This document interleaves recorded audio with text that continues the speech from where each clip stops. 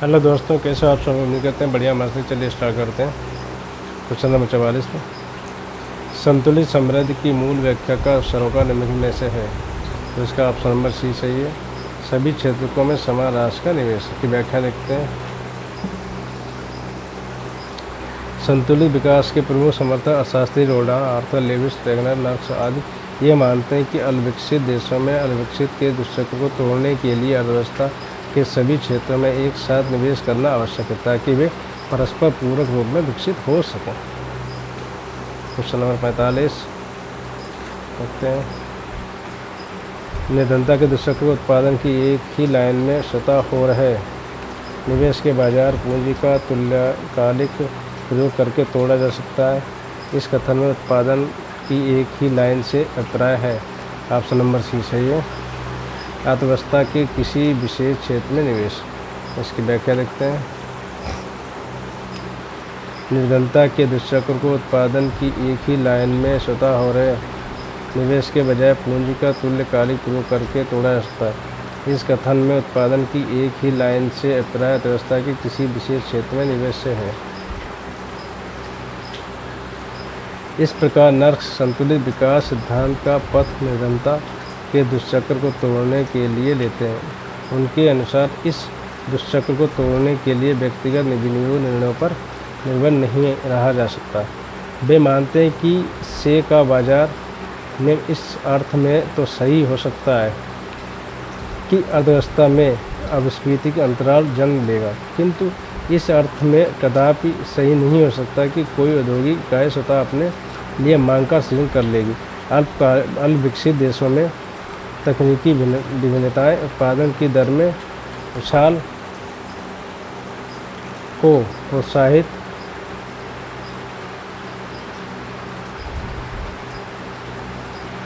करते हैं, किंतु अल्पविकसित देशों में बेलोच मांग इस प्रकार के उछालों का संभव तो नहीं बल्कि जोखिमपूर्ण अवश्य बना देती। इस स्थिति से निपटने के लिए अर्थव्यवस्था में अनेक उद्यमों में एक साथ निवेश किया जाना आवश्यक है। क्वेश्चन नंबर 46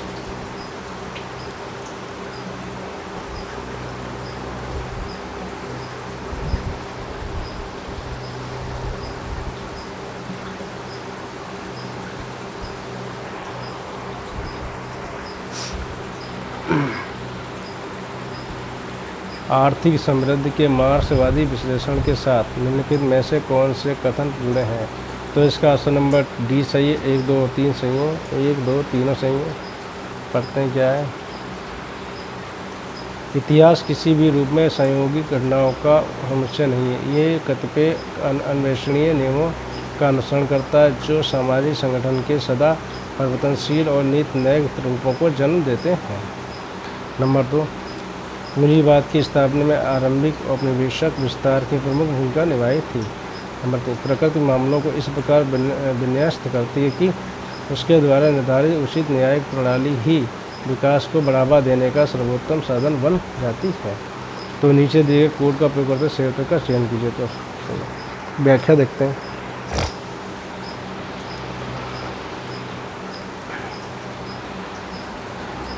आर्थिक समृद्धि के मार्क्सवादी विश्लेषण के साथ निम्नलिखित कथन जुड़े हुए हैं। नंबर 1, इतिहास किसी भी रूप में संयोगी घटनाओं का समुच्चय नहीं है। ये कतिपय अन्वेषणीय नियमों का अनुसरण करता है जो सामाजिक संगठन के सदा परिवर्तनशील और नित्य नए रूपों को जन्म देते हैं।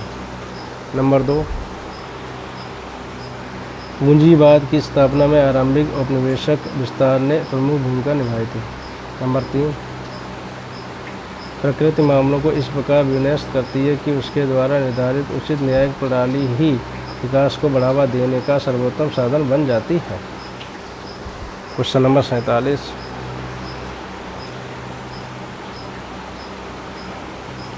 सूची फर्स्ट को सूची सेकंड का सुमेल कीजिए और सूचियों के नीचे दिए कोड का उपयोग करते संयुक्त का चयन कीजिए। सूची फर्स्ट, सूची सेकंड। तो P.N. रजनीश रोडाल संबंधित है आपका बड़े धक्के का सिद्धांत से। नंबर 2 से H. लिवेंस्टीन संबंधित है आपका क्रांति न्यूनतम प्रयास से। क्रांति न्यूनतम प्रयास से। R. नर्स संबंधित है आपका निर्धनता का दुष्चक्र से। डब्ल्यू रोस्टोव आपके संबंधित स्वपोषित समृद्धि में उत्कर्ष टेक ऑफ से। ठीक है, तो इसका ऑप्शन नंबर ए सही है। इसकी व्याख्या देख लीजिए। P.N. रोजेंस्टीन रोडान बड़े धक्के का सिद्धांत से संबंधित है। H. लिवेंस्टीन क्रांति न्यूनतम प्रयास से संबंधित है। R. नर्क्स निरंतरता का दुष्चक्र से संबंधित है। डब्ल्यू रोस्टोव आपके स्वपोषित समृद्धि में उत्कर्ष टेक ऑफ से संबंधित है। तो क्वेश्चन नंबर 48 देखते हैं।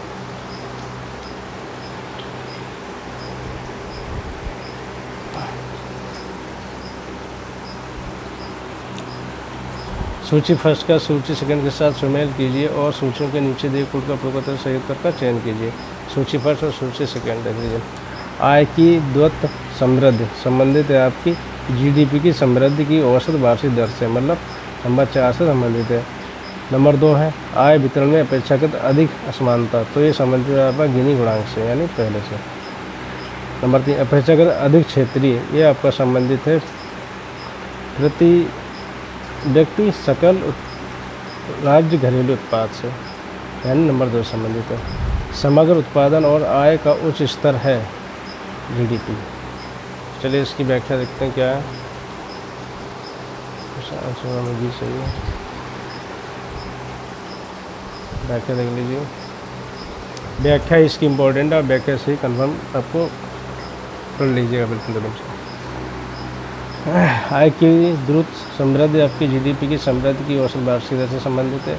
आय वितरण में अपेक्षाकृत अधिक असमानता गिनी गुणांक से संबंधित। अपेक्षाकृत अधिक क्षेत्रीय प्रति व्यक्ति आय सकल राज्य घरेलू उत्पाद से संबंधित। समग्र उत्पादन और आय का उच्च स्तर नंबर 3 जीडीपी से संबंधित है। तो हम आपको क्वेश्चन नंबर 49 देखते हैं।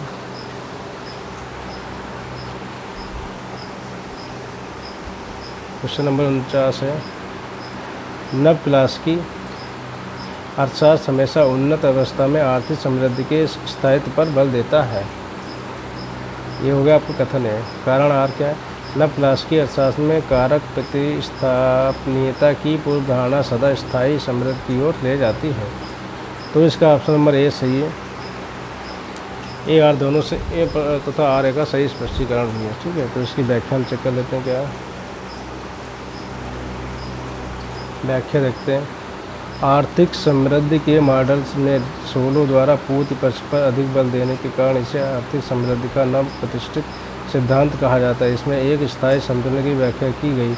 यह मॉडल उत्पादन के साधन एवं पूंजी श्रम अनुपात को पूर्णतः परिवर्तनशील मानता है। इसलिए ये मॉडल हेरोल्ड डोमर के चाकू धार की समस्या का समाधान करता है।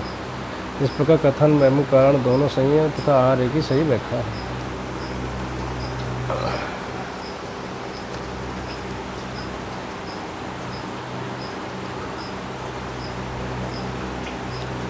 सूची फर्स्ट का क्वेश्चन नंबर 50। सूची फर्स्ट का सूची सेकंड के साथ सुमेल कीजिए और सूचियों के नीचे दिए कोड का उपयोग करते सही उत्तर का चयन कीजिए।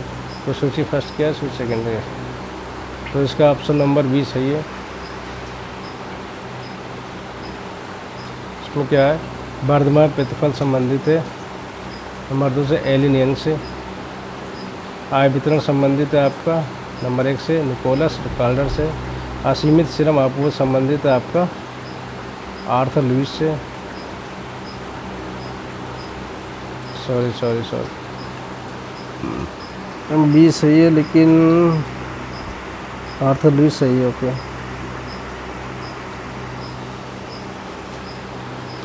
और हरासमेंट प्रतिफल संबंधित है आपका डेविड रिकार्डो से। ठीक है, इसकी व्याख्या एक बार चेक कर लीजिए बस। वर्धमान प्रतिफल संबंधित एलिन यंग से। आय वितरण संबंधित निकोलस रिकार्डो से। असीमित श्रम आपूर्ति संबंधित आर्थर लुईस से। हरासमेंट प्रतिफल संबंधित डेविड रिकार्डो से। शुम्पीटर के अनुसार उद्यमकर्ता आर्थिक लाभ इसलिए कमाता है क्योंकि वे नव प्रवर्तक होता है। ऑप्शन नंबर ए सही है, नव प्रवर्तक होता है। इसकी व्याख्या देखते हैं। शुम्पीटर के आर्थिक विकास सिद्धांत में साहसी प्रमुख है। साहसी ही उत्पादन प्रक्रिया में नव परिवर्तन लाता है। साहसी राष्ट्रीय आय में वृद्धि लाने में अग्रणी भूमिका निभाता है और राष्ट्रीय उत्पाद में यह वृद्धि सतत प्रक्रिया के तहत नहीं अपितु असमान अस्थिरता एवं उच्चावचन पूर्ण होती है। क्वेश्चन नंबर 52 देखते हैं क्या है।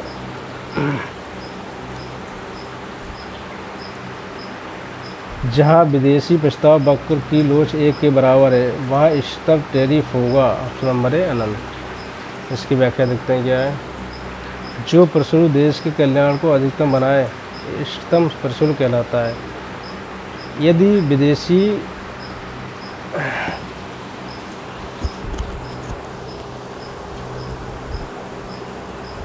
प्रस्ताव वक्र की लोच ई बराबर 1 है तो इष्टतम प्रशुल्क अनंत होता है। यदि ई बराबर अनंत है तो इष्टतम प्रशुल्क 0 होगा।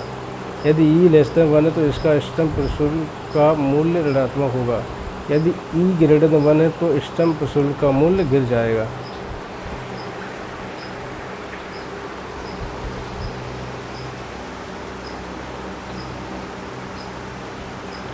क्वेश्चन नंबर 53 तुलनात्मक लाभ के रिकॉर्डों के सिद्धांत का ताल्लुक है। ऑप्शन नंबर बी दीर्घावधि परिणाम से।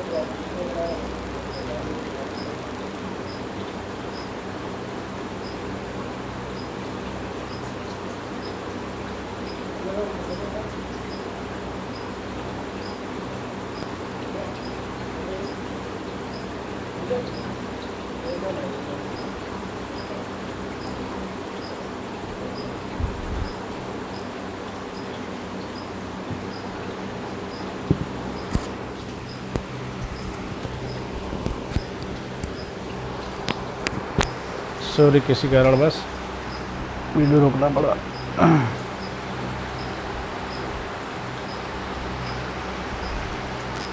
इसकी व्याख्या देखते हैं। रिकार्डो के तुलनात्मक लाभ सिद्धांत का ताल्लुक दीर्घावधि परिणाम से। रिकार्डो के अनुसार लागतों में तुलनात्मक अंतर ही दो देशों के बीच अंतर्राष्ट्रीय व्यापार को निर्धारित करता है। लागत की दृष्टि से अंतर्राष्ट्रीय व्यापार सभी भागीदार देशों के लिए समान रूप से लाभदायक होगा यदि प्रत्येक देश उन वस्तुओं में विशिष्टीकरण करके निर्यात करे जिसमें उसकी तुलनात्मक लागत लाभ अधिकतम एवं तुलनात्मक हानि न्यूनतम हो। क्वेश्चन नंबर 54 अंतर्राष्ट्रीय व्यापार के विशुद्ध सिद्धांत को यह नाम इसलिए दिया है कि ऑप्शन नंबर बी से यह निगमनात्मक प्रतिस्थापनाओं पर आधारित है। इसकी व्याख्या देखते हैं। अंतर्राष्ट्रीय व्यापार के विशुद्ध सिद्धांत को यह नाम इसलिए दिया है क्योंकि यह निगमनात्मक प्रतिस्थापनाओं पर आधारित है।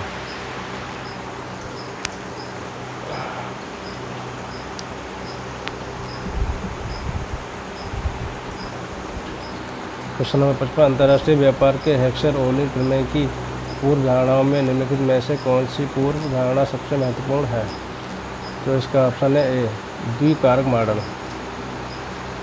इसकी व्याख्या देखते हैं। हेक्सर-ओनिल प्रमेय को अंतर्राष्ट्रीय व्यापार का आधुनिक सिद्धांत कहते हैं। इस सिद्धांत में विभिन्न देशों में उत्पादन लागतों में अंतर का आधार साधन संपन्नताओं को माना गया है।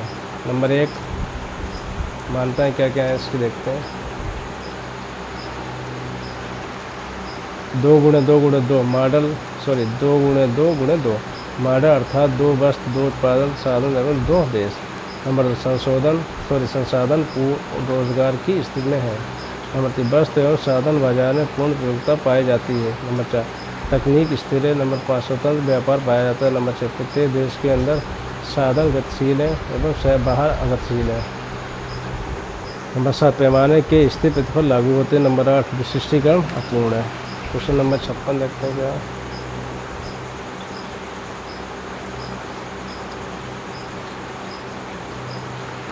सूची फर्स्ट का सूची सेकंड के साथ शामिल कीजिए और सूचियों के नीचे कोड का प्रयोग करते हुए सही उत्तर का चयन कीजिए। चलिए हम इसकी व्याख्या देख लेते हैं लाइक क्या है। ठीक है, इसको पढ़ लेते हैं क्या क्या है। व्यापार की वस्तु विनिमय शर्तें, बी व्यापार की अधिकारक शर्तें, व्यापार की निवल व विनिमय शर्तें, विकासशील देशों की व्यापार शर्तों का शुद्धिकरण लिहाजा। देखते हैं कौन किससे। तो हम इसकी व्याख्या देख लेते हैं सीधे। ऑप्शन नंबर बी सही है। तो हम इसकी व्याख्या देखते हैं क्या है। व्यापार की वस्तु विनिमय शर्तें, FW टॉसिंग संबंधित व्यापार की द्विकारक शर्तें, जेकब वाइनर से संबंधित। सी व्यापार की निवल वस्तु विनिमय शर्तें, FW टॉसिंग संबंधित। नंबर डी विकासशील देशों की व्यापार शर्तों का सुदीर्घकालीन निराधारण ट्रेविस फिंगर से संबंधित है। 57 निर्यात जनित समृद्धि के पश्चात देश की आर्थिक स्थिति सुधर जाएगी बशर्ते। ऑप्शन नंबर ए सही है। निर्यात जनित समृद्धि से होने वाला लाभ बिगड़ती व्यापार शर्तों के कारण उत्पन्न हानियों से ज़्यादा हो। ऑप्शन नंबर इसकी व्याख्या देखते हैं। निर्यात जनित समृद्धि के पश्चात देश की आर्थिक स्थिति सुधर जाएगी बशर्ते कि निर्यात जनित समृद्धि से होने वाला लाभ बिगड़ती व्यापार शर्तों के कारण उत्पन्न हानियों से ज़्यादा हो।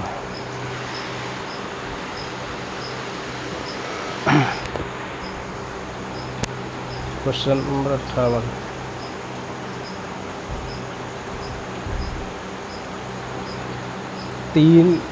3 देशीय 2 वस्तु मॉडल वाले लाभ में जिसमें देशों का आकार समान है घरेलू विनिमय अनुपात इस प्रकार है। देश घरेलू विनिमय अनुपात ABC। ठीक है, तो इसका ऑप्शन नंबर सी सही है। मतलब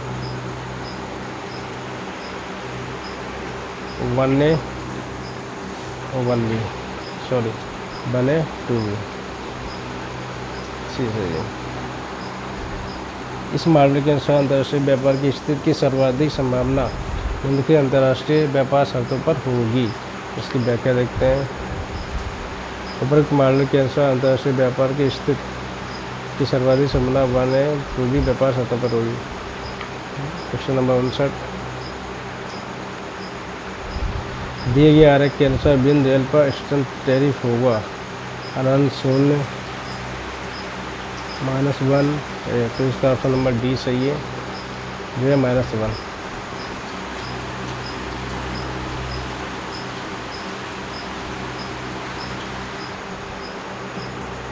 इसकी व्याख्या देखते हैं।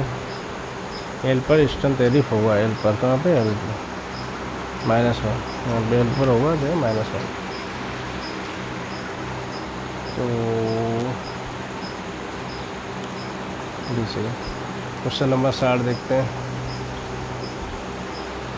मान लीजिए कि अंतिम वस्तु के आयात पर लगने वाली नामिक टैरिफ दर 30%, आयातित वस्तुओं पर लगने वाली नामिक टैरिफ दर 10% और अंतिम वस्तु के मूल्य में आयातित वस्तुओं का अनुपात 50%। ऐसी स्थिति में प्रभावी टैरिफ दर होगी। Option number A 50%। इसकी व्याख्या देखते हैं। माना कि अंतिम वस्तु के आयात पर लगने वाली नामी टैरिफ दर 30% है, आयातित वस्तुओं पर लगने वाली नामी टैरिफ दर 10% है और अंतिम वस्तु के मूल्य में आयातित वस्तुओं का अनुपात 50% है। ऐसी स्थिति में प्रभावी टैरिफ दर 50% होगी। 61 देश का भुगतान शेष संतुलन की अवस्था में होता है जब घरेलू मुद्रा की मांग उसकी आपूर्ति के बराबर होती है। इसकी व्याख्या देखते हैं क्या है।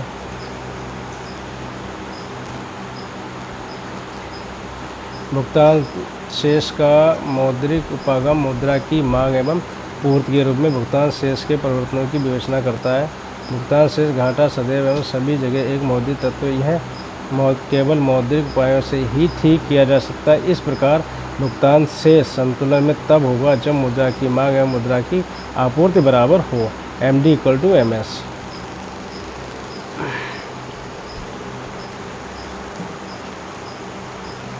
निर्देश क्वेश्चन नंबर 62 से 64 निम्नलिखित प्रश्न अंशों में 2 वक्तव्य हैं। एक को कथनीय था, दूसरे को कारण आर कहा गया। इन दोनों वक्तव्यों का सावधानीपूर्वक परीक्षण कर इन प्रश्नांशों का उत्तर नीचे दिए गए कोड की सहायता से चुनिए।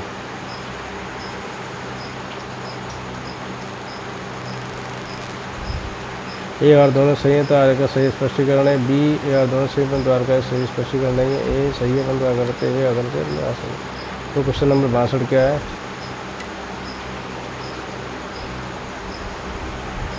कथन है SLR के वर्तमान स्तर में चरणबद्ध तरीके से कमी करने से वाणिज्यिक बैंकों के पास लाभार्जन ऋण के लिए अपेक्षाकृत अधिक विधियाँ उपलब्ध होंगी।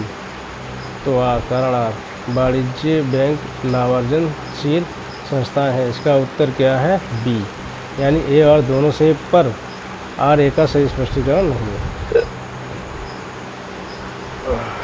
इसकी व्याख्या देखते हैं।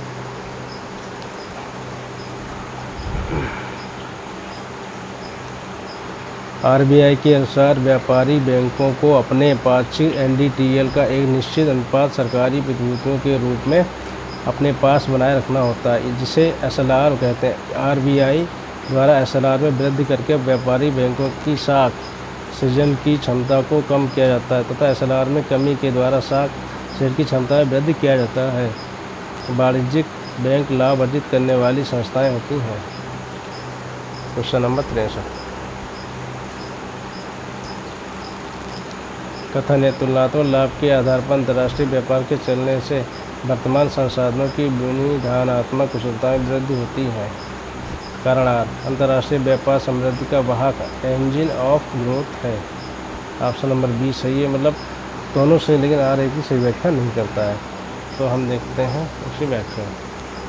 दोनों सही थे पर एक दूसरे की सही व्याख्या नहीं है, क्योंकि अंतर्राष्ट्रीय व्यापार का तुलनात्मक लाभ सिद्धांत रिकार्डो ने दिया, जबकि अंतर्राष्ट्रीय व्यापार विकास का इंजन कथन हैवलर का है।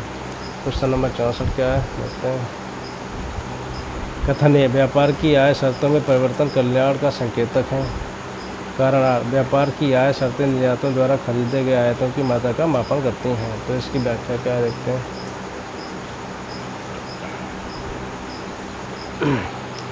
व्यापार की आय शर्तों का प्रतिपादन टॉलरेंस ने किया। यह किसी देश के निर्यातों में परिवर्तन के अनुपात में उसकी परिवर्तित होती हुई आयात क्षमता को प्रदर्शित करती है।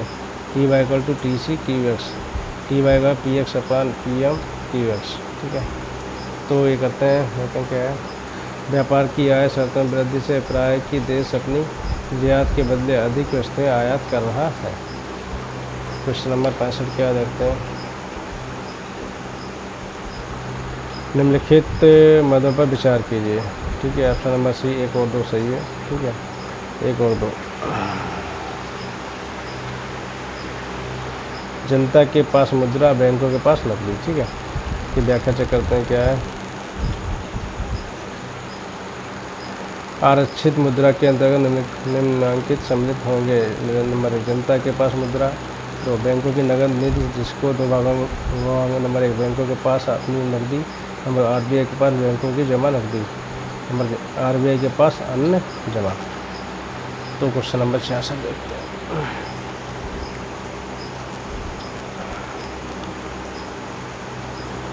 निम्नलिखित निर्धारकों पर विचार कीजिए। ऑप्शन नंबर डी 2, 3, 4 सही है। 2, 3, 4। ठीक है, क्या है। बैंक निक्षेपों, बैंक आरक्षितों का अनुपात, आरक्षित द्रव्य और कुल बैंक निक्षेपों का अनुपात, जनता के बैंक निक्षेपों और मुद्रा पर का अनुपात। तो इसकी व्याख्या देखते हैं। मिल्टन फ्रीडमैन और अन्ना स्वार्ज के अनुसार द्रव्य के स्टॉक के आसन्न निर्धारक में निम्नलिखित सम्मिलित होंगे।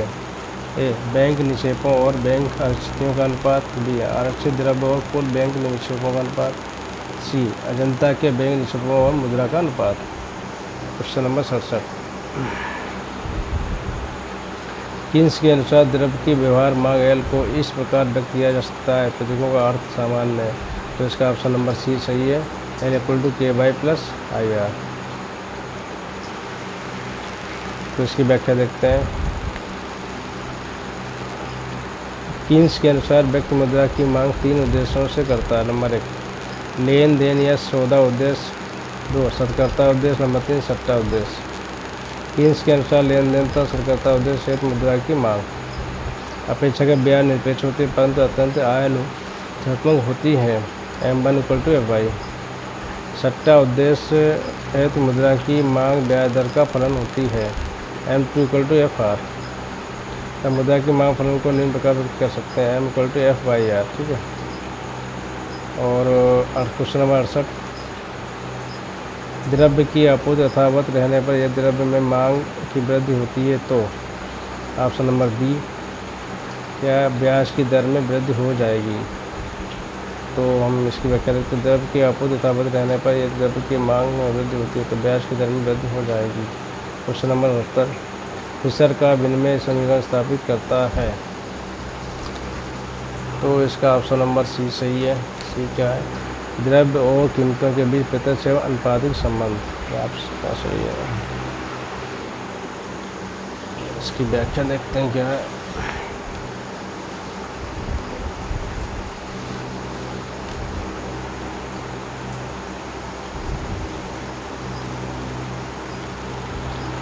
फिशर का विनिमय समीकरण द्रव्य और कीमतों के बीच प्रत्यक्ष अनुपातिक संबंध स्थापित करता है। फिशर के मुद्रा परिमाण सिद्धांत के अनुसार यदि अन्य बातें समान हैं तो जिस अनुपात में मुद्रा के परिमाण में वृद्धि होती है कीमत स्तर प्रत्यक्ष अनुपात में बढ़ता है और मुद्रा का मूल्य विलोम अनुपात में। फिशर का समीकरण निम्नलिखित है। P = MB। बाद में सहायक मुद्रा को सम्मिलित करने पर नया समीकरण P = MB + M1 V1। कीमत स्तर P MB + M1 V1। T मुद्रा का मूल्य 1/P = T/MB + M1 V1। Question number 70 देखते हैं क्या।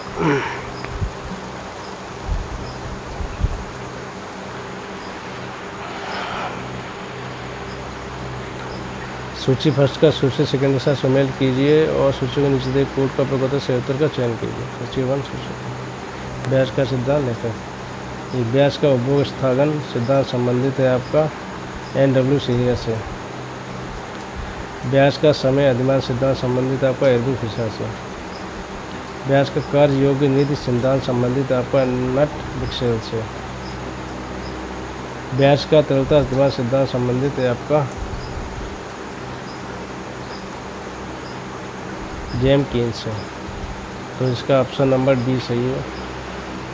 इसकी व्याख्या देख लेते हैं क्या है। व्याख्या जरूर देखें, व्याख्या से क्लियर होगा आपका। ये ब्याज का उपभोग स्थगन सिद्धांत संबंधित NW सीनियर से। ब्याज का समय अधिमान सिद्धांत संबंधित एल्विन फिशर से। ब्याज का कार्य योग्य नीति सिद्धांत संबंधित नट-विक्सेल से। ब्याज का तरलता अधिमान सिद्धांत संबंधित जेएम कीन्स से। ठीक है। अब हम क्वेश्चन नंबर 71 देखते हैं। अविकसित देशों में मौद्रिक नीति की प्राप्ति की सीमित प्रकृति इनमें से किन बातों के कारण है। तो इसका ऑप्शन नंबर सी 1 2 4 सही है। 1 2 4 1 2 क्या है? द्रव्य बाजार असंगठित होता है और इसलिए केंद्रीय बैंक का द्रव्य प्रबंधन व्यापक नहीं होता है। नंबर 2, बाहर की सरकारें विकास की बजटीय नीति के रूप में हमेशा घाटे की वित्त व्यवस्था का आश्रय लेती हैं। तो ऑप्शन नंबर 4 नंबर क्या है? विशाल अमौद्रिक क्षेत्र के अस्तित्व में होने के कारण बैंक दर परिवर्तन और अन्य मौद्रिक पहलें प्रभावी सिद्ध नहीं हो पाती।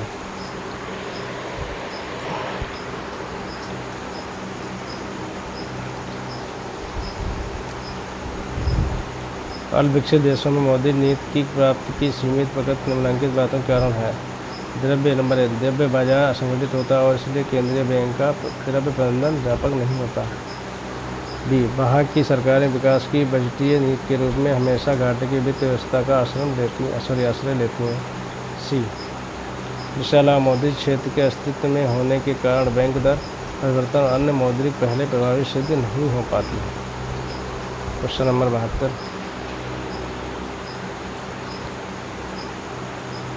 सूची फर्स्ट का सूची सेकंड साथ सुमेल कीजिए और सूची में नीचे देख कोड का प्रयोग होता है सही का चयन कीजिए।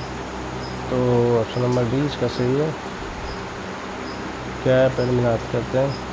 समान कीमत स्तर मुद्रा इससे संबंधित है। बी, मंदी को दूर करने के लिए जानबूझकर कीमतें बढ़ाना प्रतिस्पर्धी से संबंधित है। 4 से रोजगार उत्पादन और आय के विद्यमान स्तर में गिरावट के बगैर कीमतों में गिरावट। ये भी स्फीति से संबंधित है। मुद्रा स्फीति के साथ साथ अवमंदन गतिरोध संबंध स्फीति स्टैगफ्लेशन से संबंधित है। इसकी व्याख्या देखते हैं।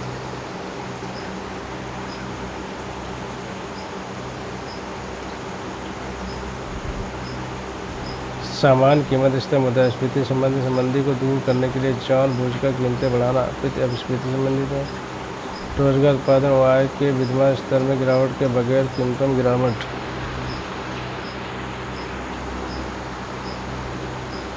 विस्फीति संबंधित है। मुद्रास्फीति के साथ अवमंदन गतिरोध संबंध स्फीति स्टैगफ्लेशन संबंधित है। प्रश्न 73 निम्नलिखित कथनों पर विचार कीजिए। सामान्य कीमत स्तर में बढ़ोतरी हो सकती है, तो इसका नंबर अपने सही एक सही है केवल। द्रव्य की आपूर्ति में वृद्धि, द्रव्य की आपूर्ति में वृद्धि सही है। इसकी व्याख्या देखते हैं।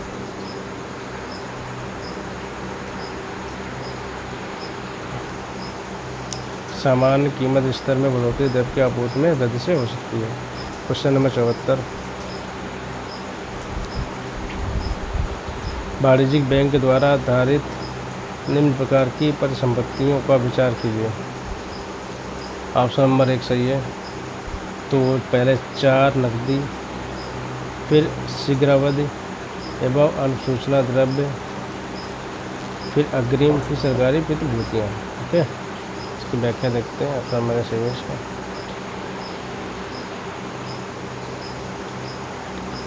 वाणिज्य बैंक द्वारा आधारित परिसंपत्तियों की तरलता का रस्माक्रम क्रम निम्नवत है। नकदी, शीघ्रावधि एवं अनुसूचना द्रव्य, अग्रिम, सरकारी प्रतिभूतियाँ। क्वेश्चन नंबर 75 निम्नलिखित कारकों पर विचार कीजिए। तो इसका ऑप्शन नंबर 1, 3 और 4 सही है।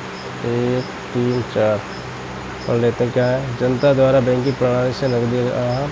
नंबर 3 केंद्रीय बैंक द्वारा करेंसी नोटों की आपूर्ति। नंबर 4 वाणिज्यिक बैंकों से कर्ज लेने की उधारकर्ताओं की इच्छा, क्योंकि उधार सृजन क्षमता निर्धारित होती है। इसकी व्याख्या देखते हैं। क्या है?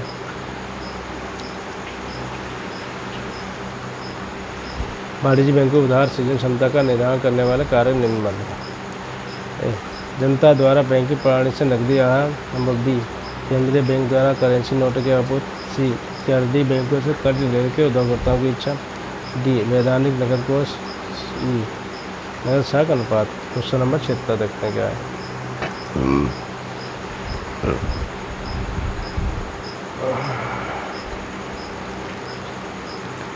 सन 1962 से भारतीय रिजर्व बैंक को वाणिज्यिक बैंकों के समग्र निष्पक्षों के नकद आरक्षित अनुपात को निम्नलिखित के बीच घटाने बढ़ाने का प्रतिधिकार मिला हुआ है। ऑप्शन नंबर डी 3% से 15% के बीच।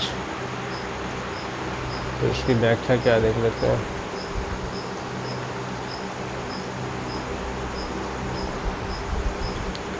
वर्ष 1962 से भारतीय रिजर्व बैंक को वाणिज्यिक बैंकों के समग्र निक्षेपों के नकद आरक्षित अनुपात को 3% से 15% के बीच घटाने बढ़ाने का प्राधिकार मिला हुआ है। वर्तमान में संशोधनों के द्वारा इसे समाप्त कर दिया गया है। वर्तमान जून 2019 में CRR की सीमा 4% है। क्वेश्चन नंबर 70 क्या देखते हैं।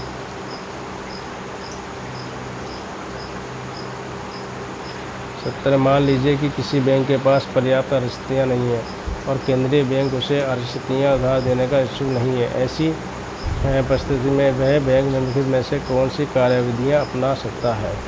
तो ये किसी ऐसे बैंक से जिसके पास बेसी आरक्षितियाँ हैं नकदी उधार लेकर अपनी आरक्षितियों में जोड़ सकता है।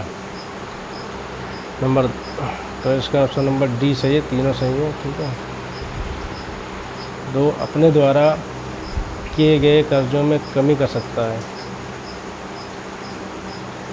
इससे नकदी प्राप्त हो जाएगी और उसकी आरक्षितियाँ बढ़ जाएंगी। नंबर 3 वह अपने पास मौजूद सरकारी बंद पत्रों को खुले बाजार में बेच सकता है और इससे प्राप्त नकदी को अपनी आरक्षितियों में जोड़ सकता है। नीचे दिए कुल का प्रयोग करते संयंत्रों का चयन कीजिए। ठीक है। अब इसकी हम व्याख्या देख लेते हैं। क्या है? माना कि किसी बैंक के पास पर्याप्त आरक्षित नहीं है और केंद्रीय बैंक उसे अरस्थियाँ उधार देने का इच्छुक नहीं है। ऐसी परिस्थिति में यह बैंक निम्नलिखित कार्यविधियाँ अपना सकता है। नंबर किसी ऐसे बैंक से जिसके पास बेसी अरस्थियाँ हैं नकदी उधार लेकर अपनी अरस्थियों में जोड़ सकता है। 2, अपने द्वारा किए गए कर्जों में कमी कर सकता है। इससे से नकदी प्राप्त हो जाएगी, इससे उसकी अरस्थियाँ बढ़ जाएंगी। नंबर 3, वह अपने पास मौजूद सरकारी बंधपत्रों को खुले बाजार में बेच सकता है। इससे प्राप्त नकदी को अपनी अरस्थियों में जोड़ सकता है। Question number 38।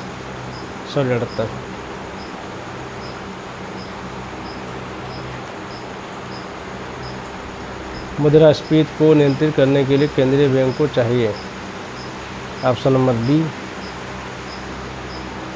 सरकारी प्रतिभूतियों की बिक्री करे और बैंक दर बढ़ा दे। तो देखते हैं इसकी व्याख्या क्या है। मुद्रास्फीति को नियंत्रित करने के लिए केंद्रीय बैंक निम्नलिखित उपाय अपनाता है। नंबर 1, बैंक दर। नंबर 2, खुले बाजार की क्रिया। Number 3, CRR। नंबर 4 से SLR। नंबर 5, रेपो दर एवं रिजर्व रेपो दर। नंबर 6, कठोर सारणी। नंबर 7, मुद्रा निर्गमन के नियमों को कठोर बनाना।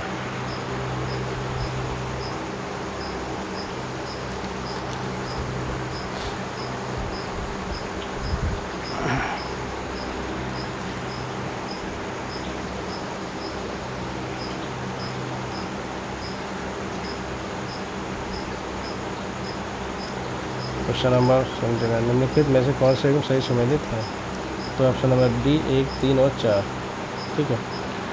ट्रेजरी बिल RBI से संबंधित है। शीघ्रावधि द्रव्य वाणिज्यिक बैंक से संबंधित। विवेकपूर्ण प्रतिमान RBI से संबंधित है। क्वेश्चन नंबर 80,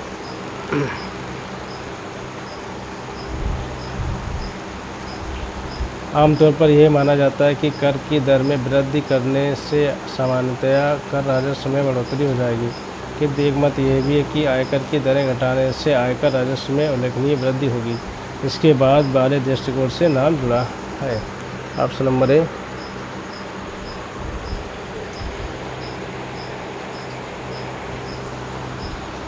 आर्थर लाफर का। ठीक है। तो हम इसकी व्याख्या देखते हैं क्या है।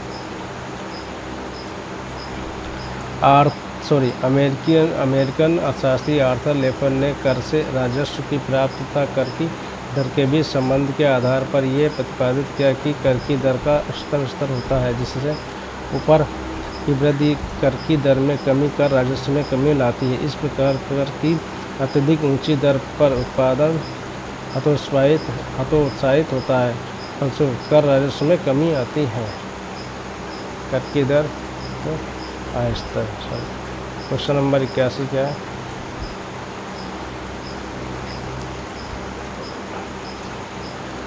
कराधान में राज्यों के भाग को निकालने के बाद निम्नलिखित कर राजस्व में से कौन सी मद केंद्र सरकार को राजस्व की अधिकतम राशि उपलब्ध कराती है। ऑप्शन नंबर डी, संघीय उत्पादन शुल्क। तो हम व्याख्या करते हैं। वर्तमान में वर्ष 2018-19 के केंद्रीय बजट के अनुसार सरकार के राजस्व प्राप्ति में निम्न मदों का योगदान है। GST एवं अन्य कर 23%,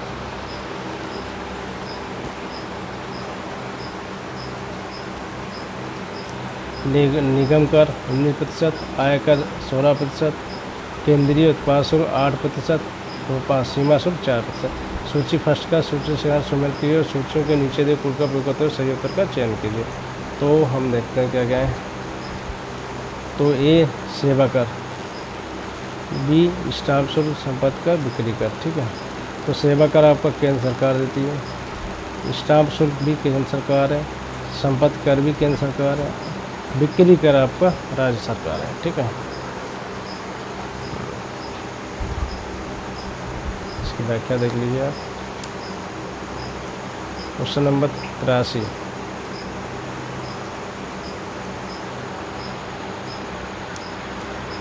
दसवें वित्त आयोग ने सिफारिश की है कि कुल आयकर वसूली में राज्यों का भाग रहे।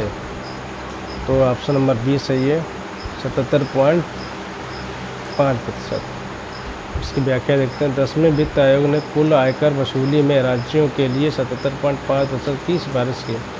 14वें वित्त आयोग ने केंद्रीय विभाज्य कुल में से 42% हिस्सा राज्यों को देने की सिफारिश की, जबकि 13वें वित्त आयोग ने 32% निर्धारित किया था।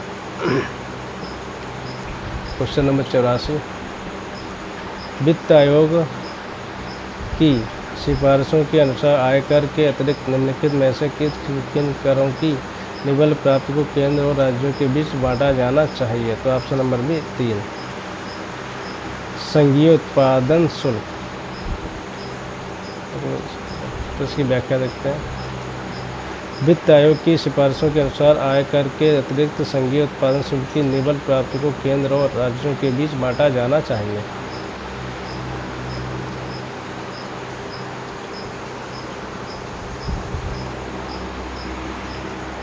क्वेश्चन नंबर 85 देखते हैं।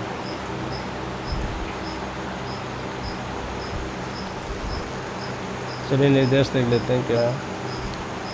निम्नलिखित प्रश्नांशों में दो वक्तव्य, एक को कथनीयता कारणहार कहा गया। इन दोनों वक्तव्यों का सावधानीपूर्वक परीक्षण कर इन प्रश्नांशों का उत्तर नीचे दिए कोड की सहायता से चुनिए। कथनीय: भारत में संघीय कराधान का भार मुख्यतः निम्न और मध्यम आय वर्गों द्वारा वहन किया जाता है। और कर संरचना ऐसी है कि वस्तुओं पर लगने वाले करों का ही प्राधान्य है। तो इसका ऑप्शन नंबर सी सही है, ए सही है, परंतु आर गलत है। ठीक है। अब क्वेश्चन नंबर 86 देखते हैं क्या है। सन 1961, 71, 81 और सन 1991 की जनगणनाओं के अनुसार भारत की आबादी में स्त्री पुरुष अनुपात क्रमशः इस प्रकार है। 941, 930, 934, 929। 41 से फिर 30वां, 30 से 34, फिर 29वां। भारत की समय पर ही जनगणनाओं के अनुसार भारत की जनसंख्या में लिंगानुपात निम्न बताएं। 1961 की जनगणना में 941, 71 में 930, 1981 में 934, 1991 में 927, 2000 में 933 और 2011 में 943। Question number 87, economic consequences of divided India पुस्तक के लेखक हैं। ऑप्शन नंबर बी CN वकील। तो economic consequences of divided India पुस्तक के KCN वकील थे। क्वेश्चन नंबर 88,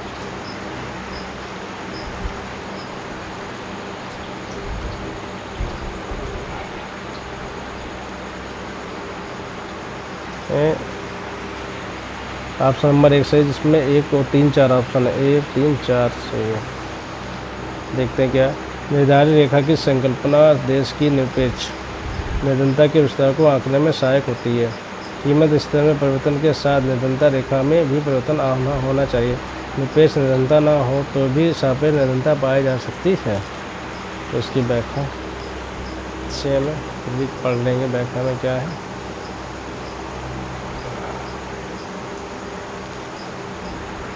भारत की निर्धनता के संबंध में निम्नलिखित कथन सही है। निर्धनता रेखा